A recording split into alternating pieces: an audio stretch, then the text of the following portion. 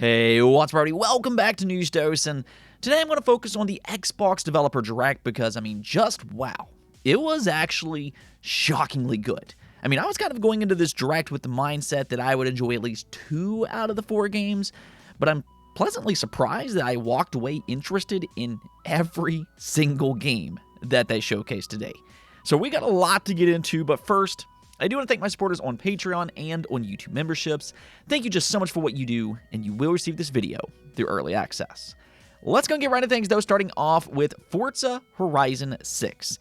I genuinely believe this will be Xbox's most successful game of the year, especially now knowing that it's coming to the PlayStation 5 as well. Forza Horizon 5 has been extremely successful in the PS5, however, it's not a day one release for PlayStation. The leak was true. It will launch on Xbox and on PC on May 19th, unless you pay for its early access, in which case you'll be able to play it on May 15th. Now, for PlayStation, we don't have an exact release date just yet, other than the fact that it will release later this year. My guess is that it'll probably be right around 6 months, which I've talked about this before. I think that would be a good path for Xbox going forward, as long as they want to remain in the hardware business. Give Xbox consoles some kind of timed exclusivity for first-party games. That way there will be an extra incentive to own Xbox hardware and also Xbox Game Pass. However, we will talk a little bit more about this topic later in the video, but regardless of that whole situation, the bigger news here is just how incredible Forza Horizon 6 looks.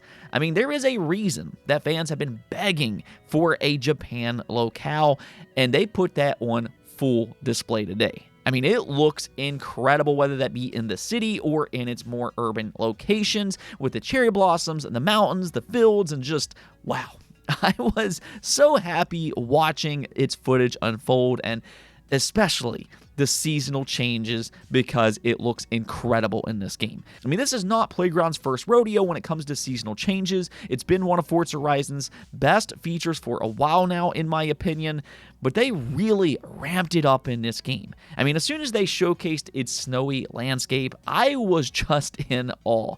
So once again, I truly believe that Forza Horizon 6 will be Xbox's most successful game of the year, despite some pretty big games incoming like Halo and Gears of War. And just seeing everything that they showed today, I could not be any more convinced of that. I really believe that Playground is the best racing studio in the industry right now, and that's the thing, because I think this game could be their best game yet. Now, the next game they showcased, though, was Beast Reincarnation. Now, this is a new IP from Game Freak, which, if you don't know who they are, they're the studio behind the mainline Pokemon games. And that's the thing, because Beast Reincarnation looks nothing like they've ever done before. They have developed a few other games, such as Pocket Card Jockey and Little Town Hero, but Beast Reincarnation is, quite frankly, a whole other beast. This is a truly AAA experience, and I couldn't help but think to myself, it kind of reminds me of Nier Automata. I don't know if it's the combat or if it's the location itself, but it gave me some Nier vibes, and I say that as a good thing, because I am a huge, huge fan of Nier Automata. It's probably within my top 10 or maybe top 20 favorite games of all time, so for me to compare Beast Reincarnation to that, that's a pretty good sign, I'd have to say. Ultimately, though, you play as Emma and her wolf Ku, and it is an action RPG experience. Both characters will have their own skill trees, and they combine a wide variety of hack-and-slash combat with magical-based combat, and there's even some turn-based elements by using Ku's abilities. Now, there's also these different creatures that kind of morphed with the environment, and you have to face off against those. It's a pretty cool idea, but the thing about this reveal is I'm actually very intrigued now. The first time they showed this game last year, I wasn't sold on it just yet because it had some technical issues in its first trailer, but it looked so much better here, and I think it just goes to show you what Game Freak is capable of when they actually have, a legitimate budget. I know they've been a punching bag for years because fans accuse them of being lazy and not caring about the Pokemon franchise, but I just don't feel like that's a fair assessment. At the end of the day, fans should be criticizing the Pokemon Company instead because they're the ones that are only giving Game Freak a budget of less than $20 million with a tight development cycle at that. So yeah, I'm excited to see if Game Freak can kind of redeem themselves with this game. And this reveal, I think, was a good way for them to start their redemption arc. Now, if you are interested, though, it will be out this summer for Xbox, PC, and the PlayStation 5. Once we get a more specific release date, and this goes for all of the games that I'm going to talk about today, I'll let you know. Now, this next game, though, really is the polar opposite. The secret Xbox reveal that everybody's been talking about was, in fact, Killn, developed by none other than Double Fine. And I have talked about this game in the past because they revealed this project years and years ago, and I've never been super high on the idea, or at least until today. I mean, if there's any game that truly surprised me at this showcase, it was this one. It's a party brawler style of game where you play as Pottery, and yeah, that might sound a bit weird because, well, it kind of is, but it also has a pleasing art style to it and a lot of heart, which are staples for Double Fine games. You know, they don't always necessarily make the biggest games in the world, but more often than not, they make games with a lot of character that are a lot of fun. And that's how I would describe what Killn looks like: fun and creative.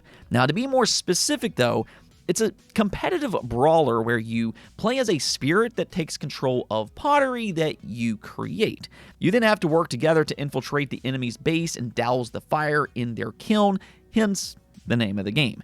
However, it's really creative in how it works. I mean, for one, you can create pretty much any kind of pottery that you want, but there's also a number of abilities that you can use, and there's also some depth to each map that you play on. As an example, if you play as a small pot, well, then you might be able to take a shortcut that larger pots can't take. Now, I'm sure there's a downside for being small, but that's kind of where the fun comes in. It's creative, and there's going to be a lot of different things that you can do.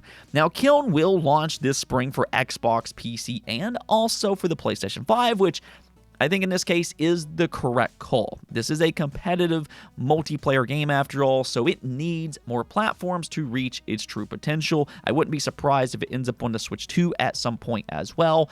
And I think this game will need every platform that it can get. I mean, this is a smaller style of game, but I will say this much. I feel like if there's one platform that it could find a nice home on, that would actually be Steam. You know, the Steam user base tends to gravitate towards some of these fun, smaller projects like this, so I just have a good vibe that maybe it will find some success over on Steam, similar to what happened with Grounded years ago. Again, though, I'm actually very interested in this game. I was a bit surprised by that, but yeah, I might have to pick this one up for my Steam Deck because I feel like that will be a perfect platform to play it on.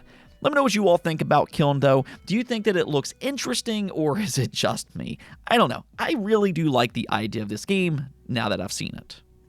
Now, lastly, though, the biggest reveal of the day was for none other than Fable. Yes, they dropped a ton of information, and what I want to say about this game is that at least the way they described it and the way they showed it here, it kind of feels like the Fable that we were promised more than 20 years ago.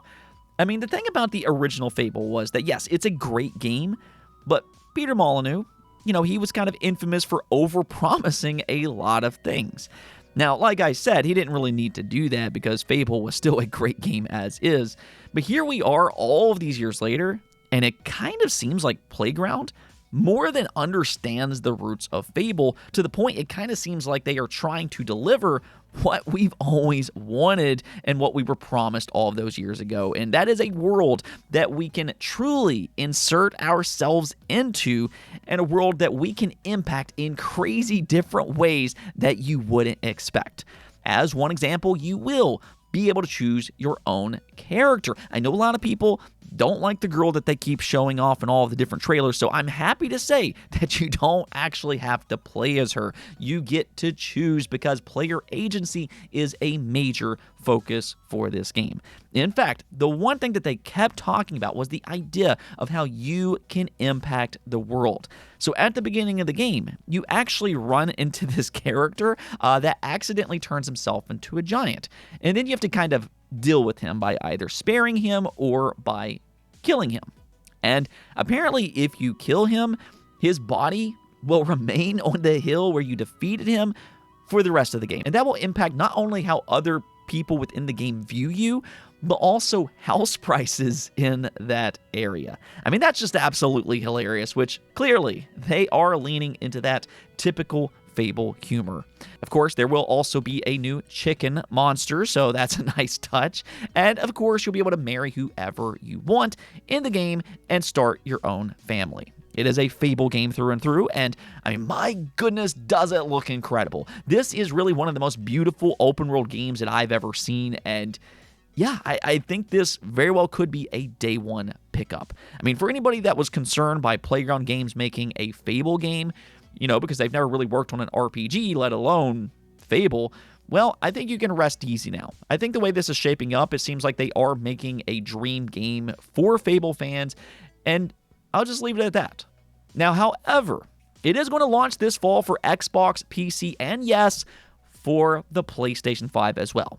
So what that kind of tells me is that Forza Horizon 6 probably didn't purposefully have timed exclusivity for Xbox. Instead, my guess is that Playground Games just couldn't port Forza Horizon 6 to the PlayStation 5 in time for its launch.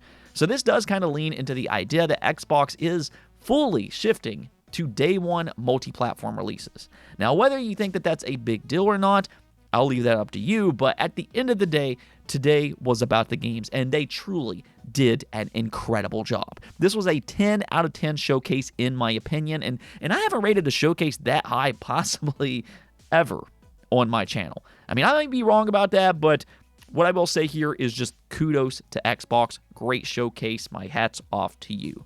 Of course, though, let me hear your score or letter grade in the comments below.